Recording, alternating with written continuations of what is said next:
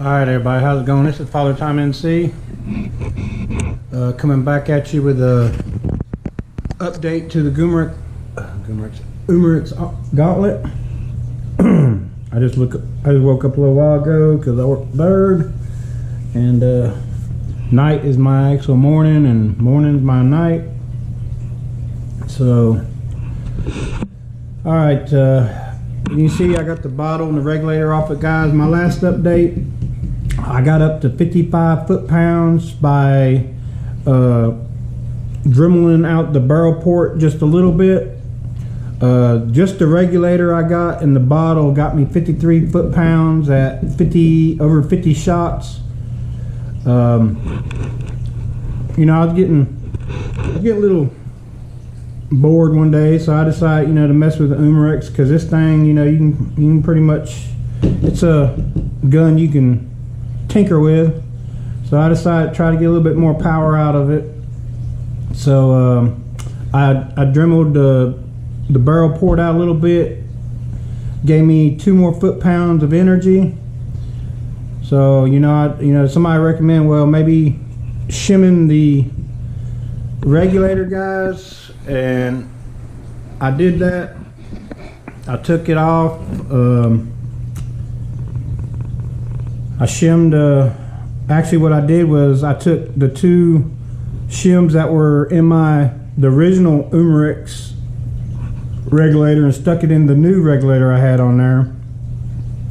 And the first shot I got, like, I think it was 868 feet per second from the 33.95s, which equates to just a tad under 57 foot-pounds.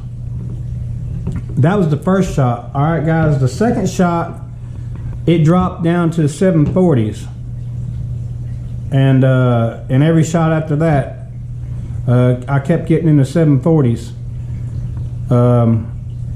So I took the shims back out of it, put it back, the regulator back together, and I was still getting in the 740s, 730s, 740s. That's where it was staying. So I started taking the regulators apart. I tried different stuff with the regulators, still wasn't getting nowhere. So I thought maybe, you know, it was the maybe a seal somewhere. I took the barrel back off. Everything looked okay. Tried again, still 730, 740. Really wasn't. It wasn't changing for some reason. So like I said, I tried a couple different things with the regulators, switching them out and stuff. And mind you, I got a foot pump, not foot pump, a hand pump. And every time I degassed this thing, I was having to pump it back up, which, you know, on a 450cc tank, it kind of sucks. But I might have to get me a pump. You know, more likely I'm gonna get me a Yonghing eventually.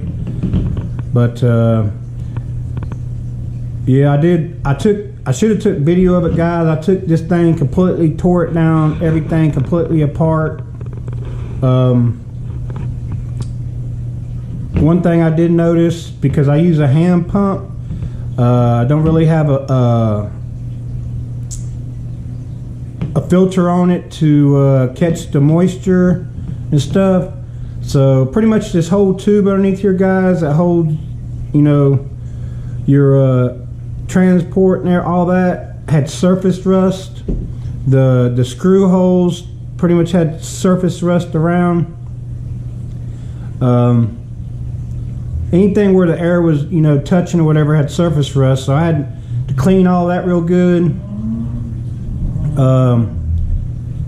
Where I dremeled out the barrel port, I noticed I did nick one of the O-rings, kinda. I don't think that really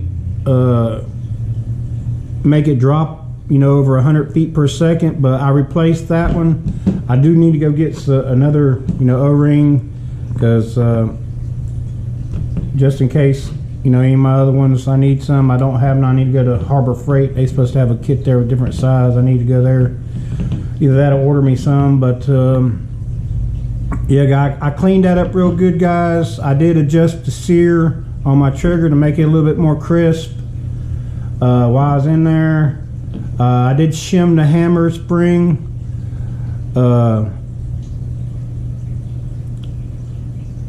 I put a penny in there. A penny, you know, somebody recommended putting a penny in there to shim the hammer spring. A penny fits perfect, so I stuck a penny in there.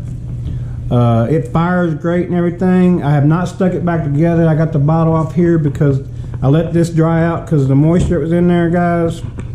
I got me another regulator coming. I ordered the regulator first, so it's going to be here before the filter. I did order me a medium-sized filter to stick some decadence in there. I think that's how you pronounce it. I got plenty of that, and for any of you guys that don't know that, you can reuse that stuff. All you gotta do is stick it in the oven at low temperature and dry it back out. And I got a lot of that. I'm good to go on that. They say, you know, putting charcoal in there too, activated charcoal. You can buy that stuff online, guys, but activated charcoal, if you go to Walmart or PetSmart, somewhere like that, they carry that too. You can get a pretty good size container for not a bad price because they use it with fish. I still might have a container of it here that I use for my fish. But yeah, guys, I'm just waiting on to get the new regulator. I ordered an adjustable regulator that goes from 1600 to 3000 psi. It was $16 and something from AliExpress, with $4. It was like $20.31 altogether. I got that mid-size filter. It comes with a line, you know, that goes out to plug in. So all you have to do is plug my hand pump into it, and it's got a line. It was only $13 and something, free shipping. It comes with some of the wadding, I guess you call it, the cotton filters, whatever they are. But what I'm gonna do is cut some of them off, stick them on each end, and stick decadence and probably activated charcoal in it, and I'm gonna use that on my hand pump. Eventually, when I get me a Yonghing, I'll get me probably you know, the longer filters, and then hook them up in, you know, in a series to get the best. But this is where I'm at right now, guys. I'm waiting on the new regulator. I'm waiting on the filter to come before I pump this thing back up and try it out. So hopefully, I didn't see nothing wrong in there with any of the like the barrel port seal or anything like that. Everything looked good except for the surface rust. I cleaned all that up real good.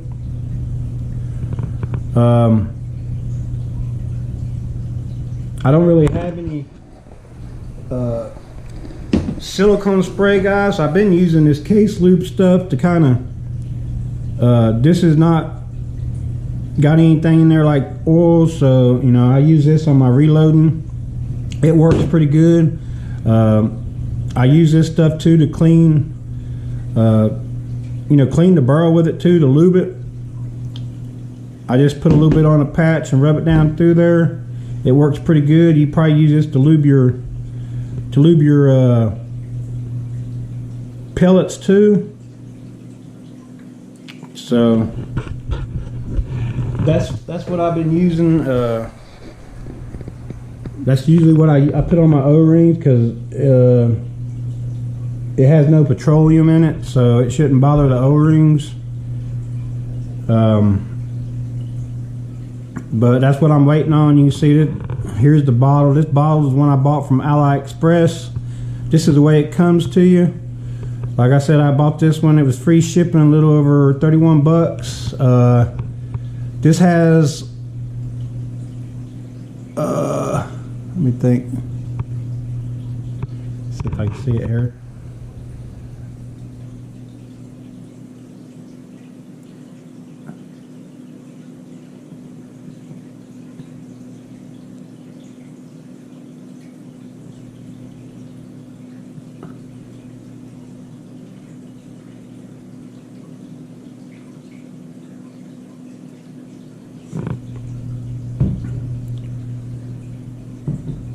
has the writing there.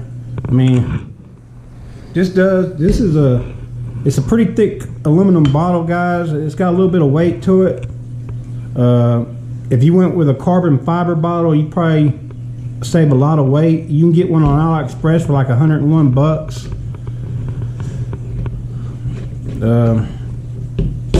But this one, this one, it probably definitely over a pound, maybe 2 pounds. It's got a little bit of weight to it. So, all right, that's what I'm waiting on, guys. When I get all that stuff and pump it back up, I'll give you the update. But like I said, that first shot, it did say, my chronograph did say 868 feet per second. So I would like to get 33.95s up around between 875 close to 900 if possible. If it's still accurate, if it starts getting, because it's very accurate before. If not, I'll back it back down a little bit. But these are good guns, guys. I really like to get one in 22. I've been talking about how to switch this over, where I think if you wanted to buy 2 guns, if you could find somebody that has a 22 or 25, where you could buy one cheap and get the other one, guys. If you take this whole top piece off right here, the barrel, because this whole section come off, and switch this out with the bottom of the 20, the 22, have this bottom part 25 caliber, where it's built a little bit, from what I've heard, the 25s are built a little bit better than the 22 calibers. So I would think you could have this bottom part 25 caliber and then switch this part up with the 22 caliber in the barrel. That way the transport hole down here and everything should be a little bit bigger. That way you can just take your 25 cal regulator and bottle off your 25 cal and put it over to the 22, and be shooting 22s at 1900 psi. And I think that'd make a pretty killer 22 caliber for the Umerex. And but that's just a thought, guys. But we'll see how it goes. That's what I'm waiting on. So these are very good air guns. They're accurate. They're fun to shoot. So after taking it all apart, it's not very hard at all, guys, to take it apart. I don't know how you get this bolt out of the, I don't know if it unscrews. I didn't mess with it, but I just took everything out from down here except for the transport. I didn't take it out, but I took everything else, disassembled it. I adjusted my trigger, the travel on it. I adjusted the sear. So after I get my filter in, get my new regulator in, I'll update you guys. I'll probably do a video to show you what the filter looks like, and the new regulator. I don't know, they say you turn it, you unloosen the grub screws and turn it to adjust it. I don't know. I'll wait and see how it is when I get it. It's on its way. So but I just thought I'd make a video to update you guys on what's going on with the Umerex Gauntlet, and let y'all know, if you're hand pumping these things, you definitely need to get some type of filter, because I don't even shoot mine that much, and it did have quite a bit of surface rust in there, and I cleaned up everything real good. So from now on, I'm not pumping anything up. Eventually I'm gonna take probably apart my ATI, which is fairly easy, clean it out real good. Maybe my Benjamin Armada too, because I don't really pump it up a lot. And my Hudson, I've barely used that thing, so it should be all right. But yeah, from now on, guys, I'm not gonna pump these guns up without a filter, a moisture filter on it anymore, just to, you know, make sure they last, they don't rust up in there. And I recommend you guys do the same. You can go to AliExpress and get them filters pretty cheap. To save, you know, these guns can get expensive. I know this one ain't bad, but still, I mean, to some people, $268, you know, a $300 gun is still a lot of money. And definitely, guys, if you know, if you got a lot of money into an air gun, I recommend, you know, trying to keep the moisture out best as possible, because you got a lot of money in it. So you definitely don't want to, you know, have it rust up or, you know, damage on you if you put a lot of money on it. But all right, guys, that's enough rambling. It's just an update. I hope y'all guys have a good weekend, and I don't know what I'm gonna do this weekend. Not sure. Still waiting on working on my house and stuff, so hopefully, you know, that we'll get that done in a couple months. It takes a while when you're getting one, you know, built and everything, put on land, versus buying one that's already built. So, you know, I'll be glad to have my own yard so I can set up my own little range and go out there and get to shoot anytime I want. It'll be a whole lot better. All right, guys, y'all have a good one.